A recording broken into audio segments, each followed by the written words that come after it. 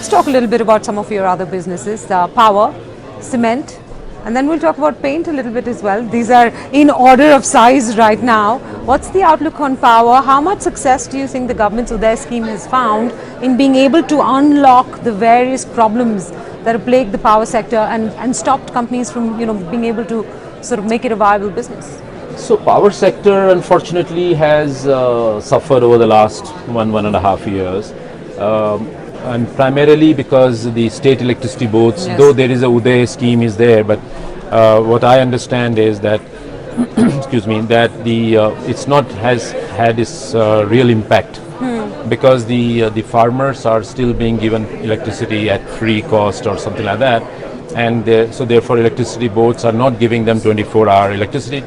So the rural feeders are being fed 8 to 10 hours a day, and that is not helping the power industries, power companies, and there is large let's say capacity which is lying idle, power capacity, more than 50,000 megawatts, yes, is lying idle, which is again not helping the banks and the power companies. So therefore the power sector is at the moment under stress, and only a big industrial revival and 2-3 years that the power industry will come back. So I'm not very bullish on the power sector. So what do you do in the interim? No, in the interim we are trying to still consolidate. We believe that power sector will remain, will come back, if not in 2-3 years. So we are still, in your words, in the acquisition mode. In power as well? In power as well. We are looking at a few potential acquisition. Are you looking at it in renewable energy, in conventional energy? Not in renewable as of not, in conventional. In conventional? Yeah, hydro and coal. Hydro and coal. I think those who are watching will get a good sense of what it is that you're out shopping for, even though you won't confirm it for us. Cement, still a small business. You've just made, your son rather, has made his maiden acquisition, so to speak. What's your sort of longer term game plan for cement? So cement, I shouldn't say too much because it's not my domain, it's my son who's looking after it.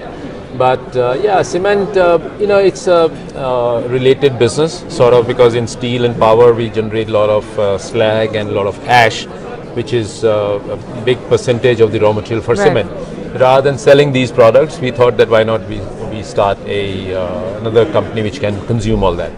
So that's doing well, and now we are expanding over the next, I guess, 12 months or 15 months.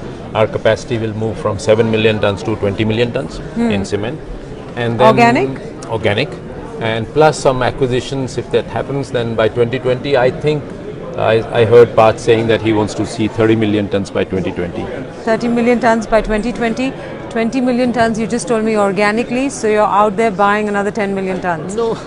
You could say that, but it's very simple math. But we are, as I said, 20 million tons would be next 18 months by organic. Yes. So there would be some organic growth even after that. So 2020 is still like 3 years, 4 years away. So there would be some organic, some inorganic. Okay. Paint is another new business that you all intend to enter. This is, as Parth puts it, part of the home solutions approach that the group has. What is the capital investment in paint going to be like? In fact, all of these businesses, whether it's power or it's paint or it's cement, you're going into a fairly heavy capital investment period?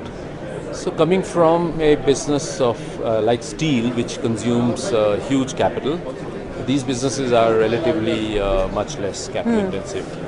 Paint is not very capital intensive, cement is capital intensive, but not to that extent. Right. And power is capital intensive. So these two businesses, cement and paint, is not capital intensive, but it becomes part of our providing steel, cement, and power, as well as what's paint. The outlay for cement?